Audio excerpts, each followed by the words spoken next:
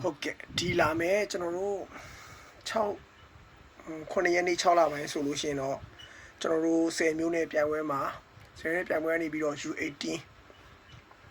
မွန်ပြည်နယ်ပနာမလက်ရည်စင်ရွေးချယ်ထားတဲ့ညီလေးတွေကတော့ကျွန်တော်မွန်ပြည်နယ်လက်ရည်စင်အနေနဲ့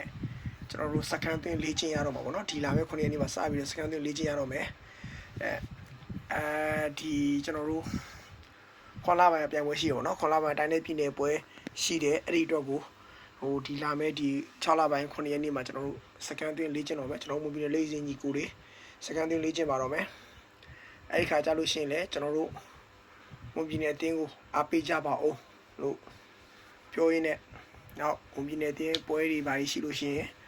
ကျွန်တော်တက်နိုင်ဆုံးကျွန်တော်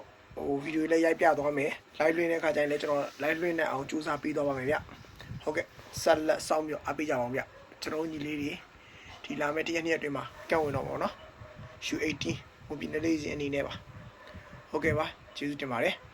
အဲ့လိုပဲကျွန်တော်ကိုအားကစားပစ္စည်းတွေနဲ့ပတ်သက်လို့လိုအပ်တာရှိလို့ရှိရင်ကျွန်တော်ရဲ့ Viber ဖုန်းနံပါတ်ကိုလည်းလာခဲ့လို့ရပါတယ်ဒါမှမဟုတ်ကျွန်တော် TikTok ချက်ပေါက်ကိုလည်းလာရောက်မေးမြန်းစုံစမ်းလို့ရပါတယ်ဗျကျေးဇူးပါဗျ